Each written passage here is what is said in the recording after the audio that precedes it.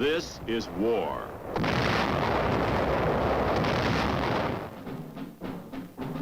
War and its masses.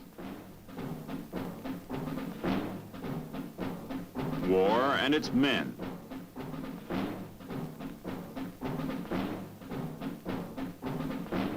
War and its machines.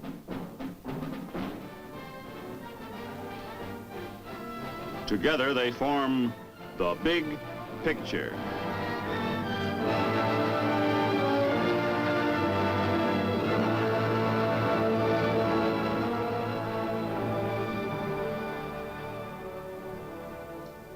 Welcome to The Big Picture. I'm Captain Carl Zimmerman. The Big Picture is a report to you from your Army, an Army committed by you, the people of the United States, to stop communist aggression wherever it may strike. The Big Picture traces the course of events in the Korean campaign through first-hand reports of our combat veterans and through film taken by combat cameramen of the Army Signal Corps. These are the men who daily record on film the big picture as it happens, where it happens. Today, the Big Picture brings into focus the entrance of the Chinese Reds into the Korean War. You'll see our soldiers battling winter cold as well as communists. You'll see how we save thousands of lives by the quick evacuation of our wounded by helicopter. And you'll see a display of weapons, the finest weapons in the world, the weapons of your United States Army. And you'll hear from Corporal Bill Carpenter and Major Joseph Donahue, who saw action with the Army Infantry in Korea. And now, let's go back to October 1950.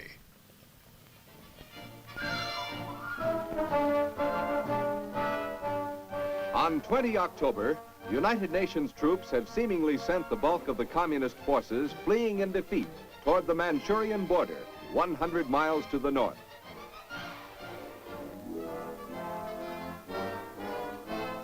From west to east, U.S., British, and South Korean troops are pursuing the disintegrating communist forces. By 27 October, South Korean troops have reached the Manchurian border on the Yellow River near Chosan, and other UN forces have advanced against virtually no opposition.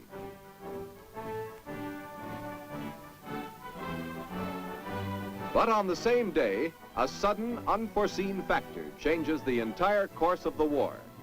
Chinese communist troops cross the Manchurian border and help the North Korean Reds drive back UN forces. Chinese communists fighting in Korea are estimated at 75,000, with another 500,000 across the border in Manchuria posing a more serious threat. By 8 November, UN forces have been driven back considerably. But on this date, another unforeseen event occurs. Chinese and North Korean communist troops suddenly break off contact with United Nations forces and fight only rear guard delaying actions as once again UN troops drive toward the Manchurian border. On 20 November, another United Nations unit reaches the Manchurian border. This time it is a United States unit, the first U.S. outfit to reach the border. As United Nations troops continue to advance in other areas, much depends on what the huge Chinese army will do next. The first sign of the growing threat from China. Captured in East Coast battles 50 miles from the Manchurian border, these troops belong to Chinese Red Army divisions in the combat zone. Chinese and North Korean captives are brought out of the hills to Wonsan and Hamhung. The Chinese are better clothed than their North Korean comrades. With their quilted uniforms, they wear tennis shoes wrapped in layers of burlap, making a kind of shoe pack.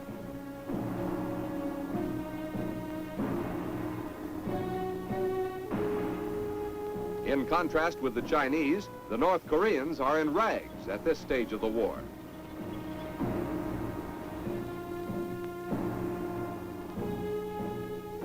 The prisoners double time across the Wonsan airfield.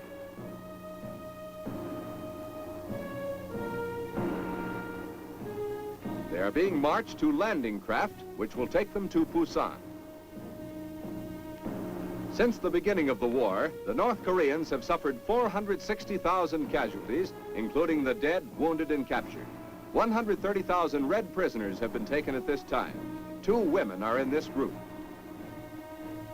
Prisoners of the UN are treated in strict compliance with international law.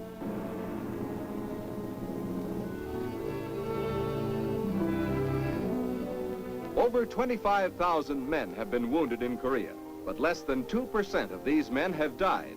Less than 2 men out of every 100 wounded. The main reason for this low death rate is the speed of treatment. This is a battalion aid station, first stop in a wounded man's swift journey through the echelons of medical aid. The average time spent at a battalion aid station is only 72 minutes.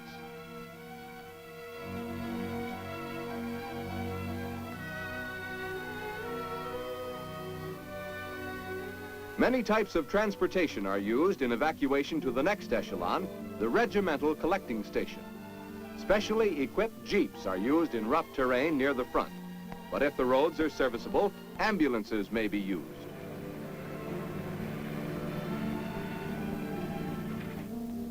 Air evacuation is fastest of all and enables certain medical channels to be skipped. Behind the collecting stations are division clearing stations and mobile hospitals. Medical care takes manpower. It takes several men to carry a litter. Evacuation procedures are similar throughout the services. The Navy provides medical service for the Marines. The results of speed have been shown by a hospital at Busan. Out of 18,000 wounded brought in during the first 3 months of the war, only 40 men died. Field expedient. Wooden stands instead of tables speed the movement of litters and allow the aid men to work at hand level without bending over.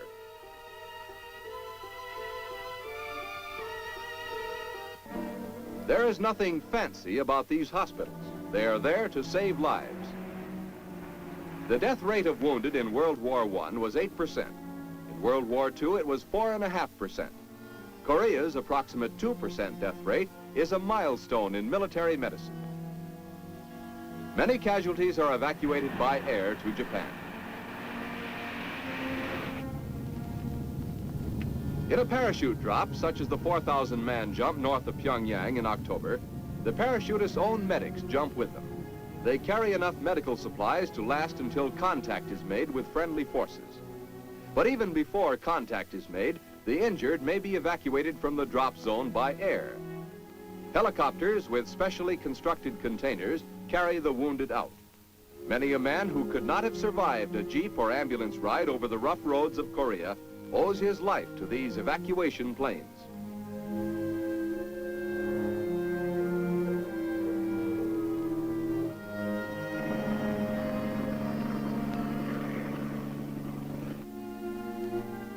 Japan is the next stop from the hospitals in Korea. Japan is only an hour and a half away from Korea by plane, but less than half of the incoming wounded remain here. The rest are moved on to the United States. Many men wounded at the front lines in Korea have found themselves back in the United States 3 days later.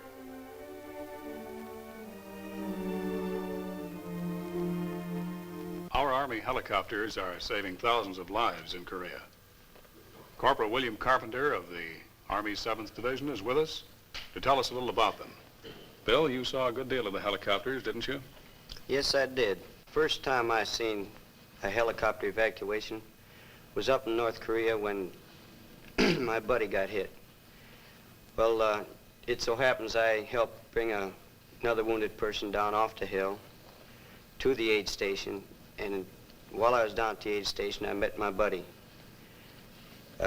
The helicopter had come in, and they were getting ready to put my buddy on the helicopter. Well, when they put him on, he asked the pilot whether or not he was going to get air in there. And the pilot told him that he was going to have fresh air and heat. Mm-hmm. They jog him around, did he? No, sir, it didn't. Good smooth ride back to medical aid, huh? Yes, sir. Well, now, you were with the 7th Division, Bill, and the drive north, that went pretty rapidly. And then about the middle of November, something happened. What was that? Well, sir, that was the whole change of the war. The Chinese had jumped in, And at that time, we were in reserve. We didn't know much about it. But about a week later, we had our first encounter with them. At that time, we found out that the Chinese were better trained, they were smarter in their tactics, they had better firepower than the North Koreans. Better soldiers all around, huh? Yes, sir, they were. Well, you saw a lot of winter weather in Korea, Bill. How were you able to keep warm? Well, most of the time we were on the move, and we kept warm that way, but after we stopped, we tried building fires until it was dark. After dark, we'd climb in our sleeping bags, and that's the way we'd keep warm. Mm-hmm. Keep dressed in those sleeping bags, ready for any attack? Yes, sir, we kept our clothes on all the time. Uh-huh. Well, how about our weapons in this extreme cold weather, Bill? Well, our automatic weapons, they get froze up quite a bit during the winter time, so you have to keep working them most of the time at nighttime. But our M1 was always there when we needed it.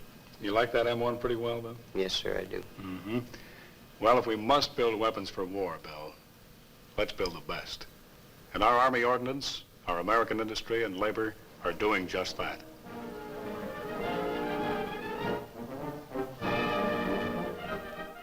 At Aberdeen Proving Ground, Maryland, members of the American Ordnance Association meet for an annual exhibition put on by the U.S. Army Ordnance Department.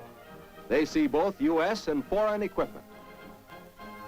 A Russian 122-millimeter gun. A Russian 85-millimeter anti-aircraft gun. A Russian 152-millimeter howitzer. U.S. and foreign vehicles are also shown. A Russian T-34 tank turret from Korea.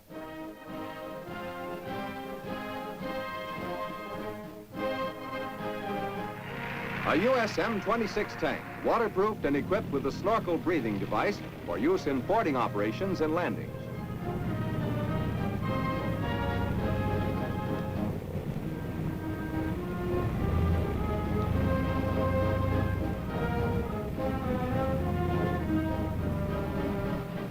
A new waterproof Jeep.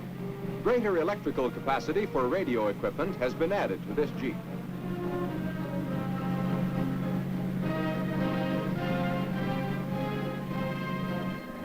A new 6x6 2.5-ton truck is equipped with a snorkel breather and waterproofing.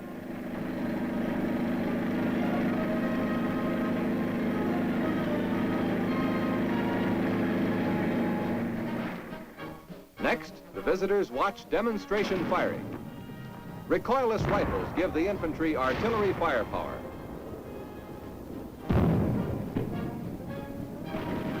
Comparison firing, 50 caliber machine gun. An aircraft machine gun. Other guns are demonstrated in separate and comparison firing.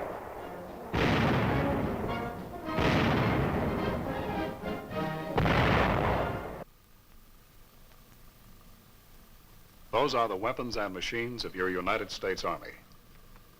Now let's talk about the men who use those weapons and machines. The men of the infantry. And no one is better qualified to tell us than a man who served as a commander of a rifle company in Korea.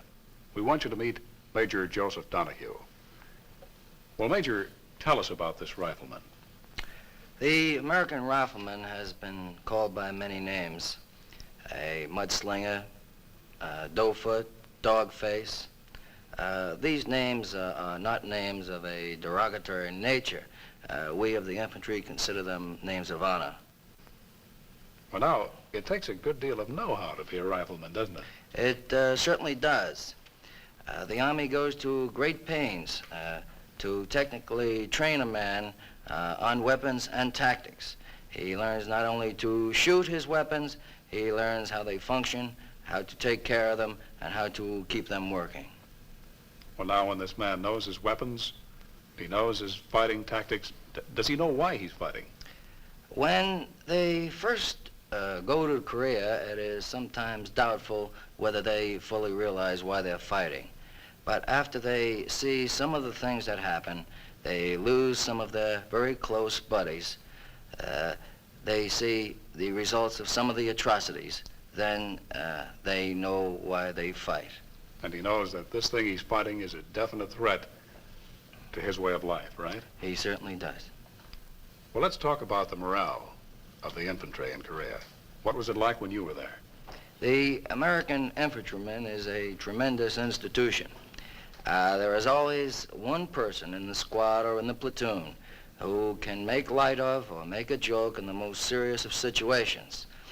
For example, in the midst of a mortar barrage, one person will always pipe up with a remark such as, a fellow can get hurt out here doing things like that. And it's funny because actually you're looking for something to laugh at. You bet you are.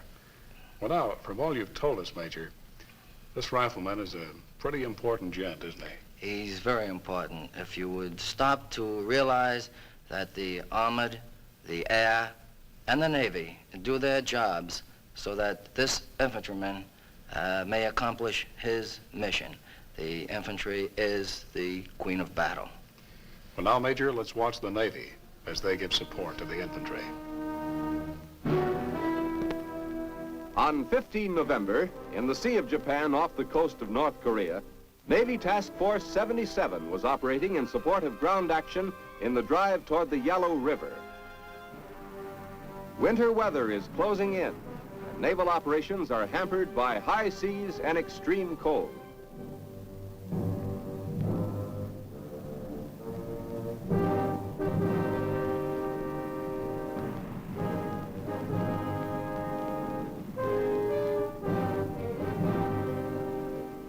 The aircraft carrier Philippine Sea receives ammunition, mail, and other supplies hauled across open water in a cargo net. Such operations are difficult in rough weather.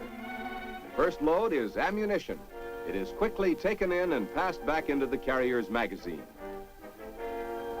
At this time, Navy and Marine carrier planes were taking the fight into every corner of North Korea below the Manchurian border.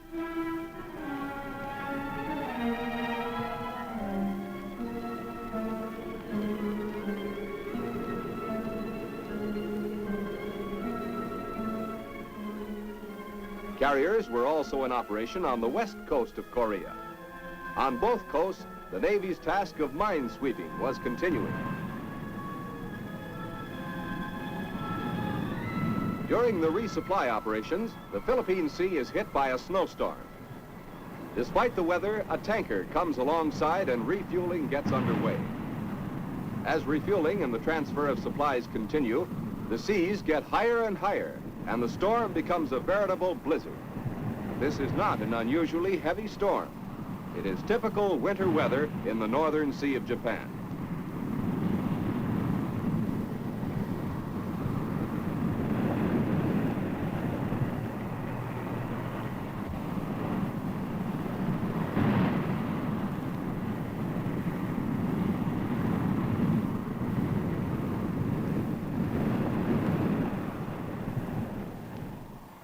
The crew breaks out snow shovels on the carrier. Although air operations are halted during the height of the storm, flights from snow and ice-covered decks are becoming routine. The planes are covered to protect them from the storm. Combat maintenance of the Corsairs and Panther jets continues through the storm. The Navy reports the typical Korean temperatures in the northern area average 11 degrees above zero during November and 5 degrees below zero during December.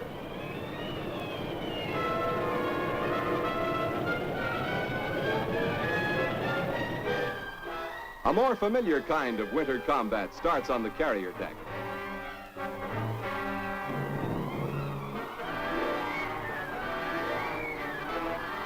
This is a severe test for carrier planes.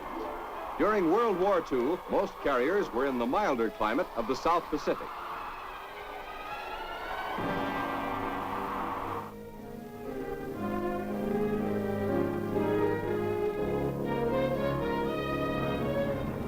At Hagerstown, Maryland, the U.S. Air Force demonstrates its latest cargo plane. This is the Fairchild XC-120. a packed carrier plane with a detachable fuselage.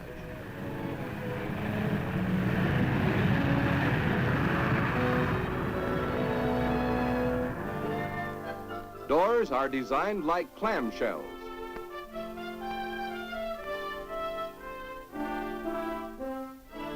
Cargo capacity is 20,000 pounds. It carries 64 combat-equipped troops or 36 litter patients with 4 attendants.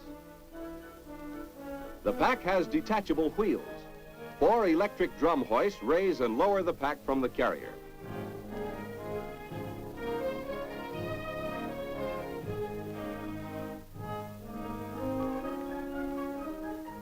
A central control operates the release and locking mechanism, and the pack lowers to its own wheels. Then the hoist lines are detached. The 5-man crew of the carrier consists of pilot, co-pilot, radio operator, navigator, and engineer. When the pack is separated from the carrier, it is easily towed away. This pack can be used to house various types of shops, headquarters units, emergency hospitals, weather stations. It can also be converted into a tanker for carrying fuel.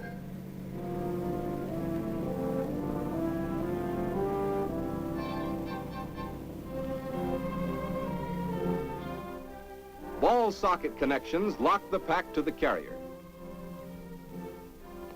A rubber tubing seals pack to carrier by compressed air.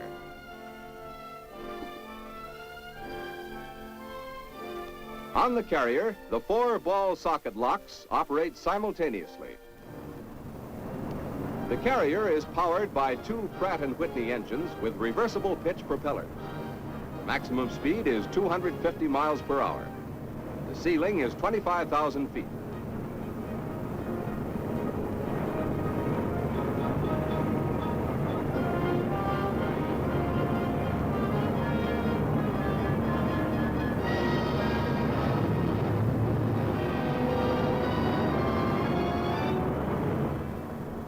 The landing gear consists of 4 retractable dual wheel units. It's electrically operated, and the main or rear wheels have brakes.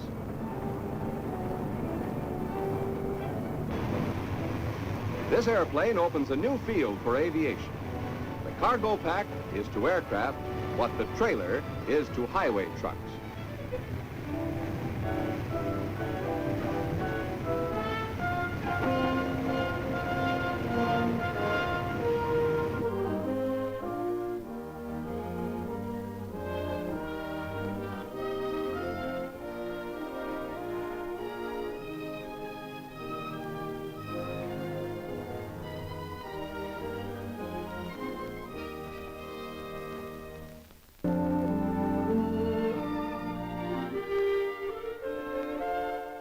In Washington, the Department of Defense displays the winter uniforms which have been issued to United States troops in Korea, and what the Chinese communists are wearing in North Korea's sub-zero temperatures.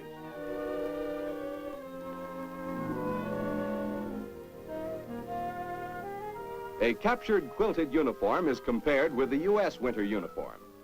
Unlike the Chinese, the U.S. cold weather uniforms are designed on the principle that the best protection against cold is several layers of clothing.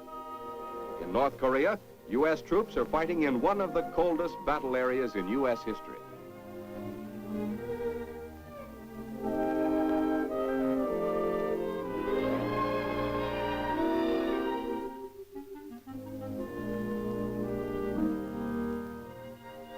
Army and Marine winter uniforms are compared. The uniform for both services is the same, with one exception.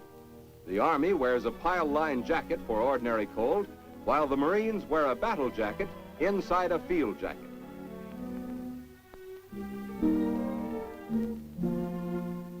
Wet and dry cold weather equipment, which has been sent to U.S. troops in North Korea, is the end result of much practical experimentation, such as the exercise Sweetbriar cold weather maneuvers held in Alaska in February 1950. With icy winds blowing down from Manchuria, bringing snow and sleet storms, our troops are fighting in almost Arctic conditions. Two types of cold weather boots have been designed. Rubber shoe packs for wet cold, felt line for dry cold. Importance of winter clothing in North Korea was emphasized when some units outdistanced their supply lines, went without full cold weather equipment for a few days. Basic and innermost layer of the U.S. cold weather uniform is long woolen underwear. Over these are worn two pairs of trousers, a flannel shirt, a high-necked sweater, a jacket, and in extreme cold, a pile-lined parka. There are two types of mittens. The regular mittens have a trigger finger.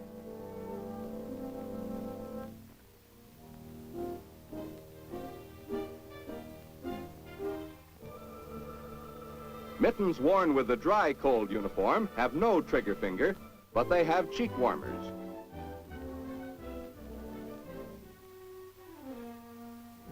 Following the separate layer principle, 3 pairs of socks are worn, each pair being successively larger, with the boots large enough to take 3 pair comfortably.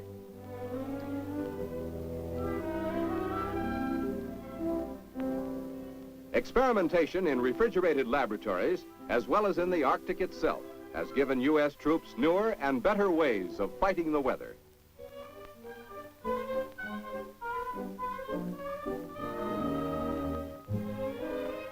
In this parka, with fur-rimmed hood, the U.S. fighting man is equipped to endure the coldest weather.